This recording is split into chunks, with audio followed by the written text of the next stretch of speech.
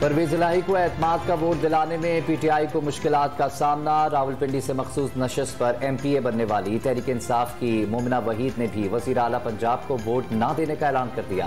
عمران خان کی وزیر اعلیٰ پنجاب کو 11 جنوری سے پہلے ہر صورت اعتماد کا ووٹ لینے کی ہدایت۔ Army chief general Asim Munir پہلے سرکاری دورے پر سعودی عرب پہنچ گئے۔ آرمی چیف کا سعودی وزیر دفاع شہزادہ خالد بن سلمان سے فوجی اور دفاعی تعاون بڑھانے پر تبادلہ خیال۔ سعودی عرب کی جانب سے پاکستان کے لیے معاشی پیکیج کا اعلان متوقع۔ جنرل عاصم منیر یو اے ای کی سینئر قیادت کے ساتھ ملاقاتیں کریں گے۔ حکومت نے ایک بار پھر ملک کے دیوالیہ ہونے کا خدشہ مسترد کر دیا۔ وزیر خزانہ نے آئندہ چند دنوں میں سعودی عرب سے قرضہ ملنے کی خوشخبری سنا دی۔ اسحاق کا چین کے ساتھ بھی قرض سے متعلق بات چیت جاری ہونے کا دعویٰ۔ پاکستان وہ کرے گا جو اس کے ذاتی مفاد میں ہوگا، اپنا دفاع کرنا پاکستان کا حق ہے۔ طالبان یقینی بنائیں داعش، ٹی ٹی پی اور القاعدہ جیسے دہشت گرد گروپ خطے کی سیکیورٹی کے لیے خطرہ نہ رہیں۔ ترجمان امریکی محکمہ خارجہ نیڈ پرائس کی پریس بریفنگ۔ بھارت مقبوضہ کشمیر اور پاکستان میں دہشت گردی میں ملوث ہے۔ بھارتی قیادت کے پاکستان مخالف بیانات اور ہرزہ سرائی کی مذمت کرتے ہیں۔ مقبوضہ کشمیر کے عوام پر بے جا پابندیاں عائد کر دی گئیں۔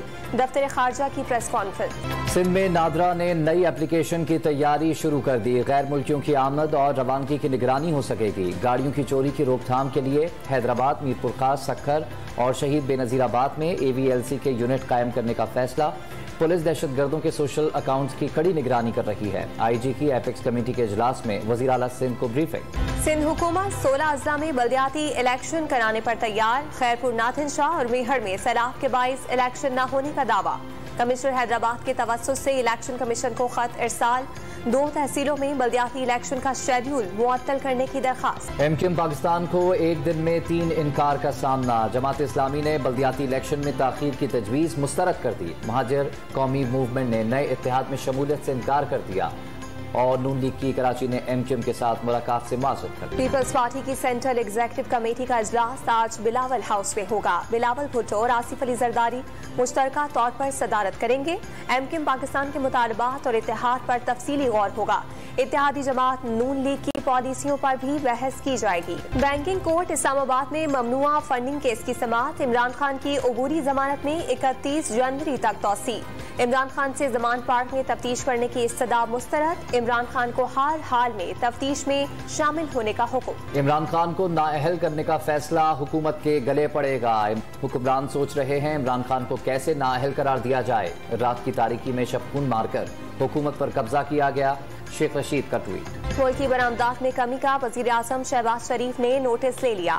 وزیر تجارت نوید قمر کی سربراہی میں کمیٹی تشکیل۔ برآمدات میں اضافے کے لیے کمیٹی سے 14 روز میں سفارشات طلب۔ رواں مالی سال جولائی تا دسمبر کے دوران برآمدات میں 5.5% سے زائد کمی ریکارڈ۔ پیپلز پارٹی کے بانی سربراہ اور سابق وزیر اعظم ذوالفقار علی بھٹو کا 5واں یوم شہادت۔ سیاست کو ڈرائنگ روم سے نکال کر عوام میں لانے والے رہنما قائد عوام کہلائے۔ 1973 کے آئین اور پاکستان کے جوہری پروگرام کے لیے بے بہا خدمات انجام دیں۔ حکومت کی جانب سے 20 ادویات کی قیمتوں میں کمی کا اعلان۔ فارما انڈسٹری کو تاحال نوٹیفکیشن جاری نہیں کیا جا سکا۔ اسلام آباد میں ادویات کا بحران شدت اختیار کرنے لگا۔ دوائیاں نہ ملنے سے قیمتیں کم ہونے کے بجائے بڑھنے لگیں۔ پشاور میں جان بچانے والی ادویات کی قیمتیں جان نکالنے لگیں۔ شوگر، بلڈ پریشر اور دل کی ادویات کی قیمتوں میں 20% اضافہ۔ زیادہ تر دوائیں مارکیٹ میں ناپید۔ دکانداروں کا ادویہ ساز کمپنیوں پر مسلسل قیمتوں میں اضافہ کرنے کا الزام۔ دوسرے ٹیسٹ میں پاکستان پہلی اننگز میں 408 رنز بنا کر آؤٹ۔ سعود شکیل 125 رنز بنا کر ناٹ آؤٹ رہے۔ نیوزی لینڈ کو پہلی اننگز میں 41 رنز کی برتری حاصل۔ نیوزی لینڈ کی دوسری اننگز جاری۔ کراچی میں ٹریفک جام میں پھنسنے والے شہریوں کو مسیحا مل گیا۔ کمانڈوز کی طرح ایکشن کرنے والا راجہ پاکستانی منٹوں میں ٹریفک کنٹرول کرنے سڑکوں پر پہنچنے لگا۔ بزرگ ارشد خان کا جوش و جذبہ دوسروں کے لیے مثال بن گیا۔ ملتان کے شہری نے ٹرک میں موٹر سائیکل کا انجن لگا دیا۔ 6 فٹ لمبا اور 2.5 فٹ چوڑا ٹرک 1 لیٹر پیٹرول سے 40 کلومیٹر تک دوڑنے کی صلاحیت رکھتا ہے۔ دیدہ زیب لائٹس اور ثقافتی رنگ نے ٹرک کو جگمگا دیا۔ ٹرک پر تحریر، دلچسپ جملے فوٹو پر مسکراہٹ بکھیر دیتے ہیں۔ ٹرک آج بیل گاڑیوں اور اونٹ گاڑیوں سے ہوتا ہوا کینوس پر پہنچ گیا۔ پاکستان کو ایک الگ پہچان اور شہرت دینے والا فن پاکستانی ٹرک آج دنیا بھر میں خوب نام پیدا کرنے لگا۔ اسلام آباد کے آرٹسٹ نے چند ماہ میں اس کام میں اپنا لوہا منوا لیا۔